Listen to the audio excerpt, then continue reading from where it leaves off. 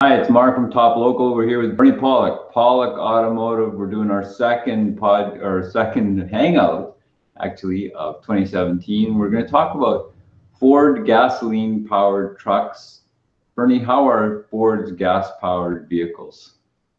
Well, my comment on it would be fair, not excellent, just fair for reliability. So that seems like a pretty surprising comment, given how popular Ford truck sales have been for so many years. Yeah, I've often wondered about Fords. Worked on them for a long time, and I guess I shouldn't complain because they do bring a lot of work at our door, which tells you something. You know, they're not as reliable as I would think, and they certainly don't sell their vehicles because of reliability. I think the marketing for Ford is good. I mean, they are a nice truck. And they're fairly reliable, but there are a lot of things that do go wrong with them that I sometimes make me question whether I'd ever want to own one. So let's talk about engines. Ford uses a variety of engines in different models. How are these? Well, let's start with V8 engines. And these are what you'll find in the F-150. Of course, actually, there are V6 options in the F-150. We'll talk about the V8s because they've been popular for a long time.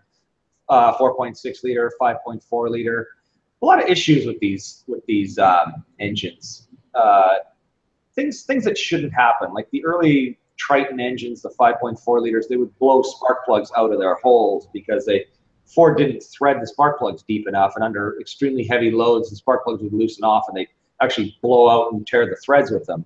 And that would often happen under pretty harsh circumstances. You know, it's kind of a classic example might be a mini bus with, you know, fully loaded with people going up a highway grade hill and blowing a spark plug. Well, what do you do? You call a tow truck and find a new bus for your passengers. So these would be the things that would happen quite frequently. Then they redesigned the engine and they used a spark plug that would break off when you went to change it because it has an unusual design. Nobody else uses this. It's an obscure design, and many times the spark plugs will break off inside the bore. So it's not the kind of thing you want to, you know, take out readily if you're going to change the spark plugs, and you do have to from time to time, although there is a long service interval, fortunately.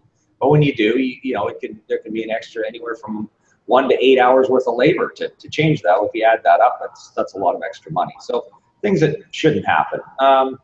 And then finally in 2008, 2009, they put a proper spark plug in where it doesn't break off anymore and it doesn't blow out. So I don't know why it took 10 years to figure that out, but it did. Anyway, so those are some of the things with Ford V8 engines. I mean, they do have timing chain problems on a lot of the overhead cam engines. And these are engines you've got to do good maintenance. You know, we've talked about this before. Change your oil regularly, change it a little more often even than the factory interval. And but make sure you change it. Don't ever let it run low on oil. Any engine with an overhead valve system, overhead cam, sorry, you know, you've got to keep the lubrication going in the engine. It's absolutely critical. So on some of the other vehicles, the Explorer and Ranger, often use V6. How are they? Again, these engines, I'd only rate them as being fair. They run well, they work well, but given a bit of time, they tend to get a few years, like 10 or more years old. They tend to start having timing chain problems, and again, these are really expensive to fix. They're not a simple fix. The 4-liter engine has one timing chain at the back of the engine. You have to pull the engine out just to replace it. So again, there's a lot of issues with these. We've replaced a lot of engines in these. When they run well, they are good. And they do tend to go for a long time. But again, good maintenance is important. I can't comment too much on the EcoBoost engine. We don't see a lot of trucks with them. I know they are fairly popular. You know, in the early years when they came out, we serviced a number of these vehicles for a fleet, and they seemed to be good. But I mean, this is an engine that's it's got 2 turbochargers on a V6 for fuel economy. It's a smart idea, but you know, 2 turbochargers. I mean, even 1 turbocharger is expensive. So when 2 go, it'll cost a lot. So again, good maintenance. Change the oil regularly. You know, do that. It'll keep things going. And the rest of the truck? Yes, exactly. How's the rest of the truck? The rest of the truck. Yeah, I mean, Again, I'd say fair. I mean, there are a number of things that happen, you know, and I'm thinking like overall the drivetrain and chassis on an F-150, for instance, is quite well built, quite reliable. Steering suspension components last a long time. Brakes pretty good. You know, differentials, transmissions, they're all pretty reliable as well. Same with the Explorer. Early Explorers had a lot of transmission problems, but the newer ones are, I'd say newer, like, you know, last 10 years have been pretty trouble-free.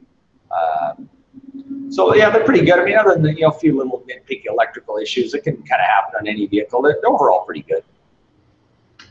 Final thought?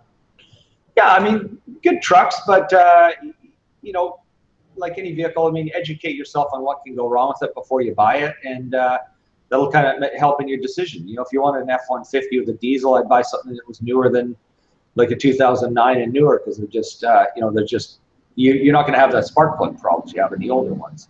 And make sure the vehicle is well maintained if you buy something used. That's really, really important. So if you're looking for service for your vehicle, Pawlik Automotive in Vancouver. We've got really a lot of feedback right now, Bernie. Can you turn your speakers down? Sure. Pawlik Automotive in Vancouver, 604-327-7112, or check out their website, pawlikautomotive.com. Remember, they've been voted 16 times best auto repair in Vancouver. They're the guys to see if you need your truck serviced in Vancouver. Thanks, Bernie. Thanks, Mark. Talk to you later.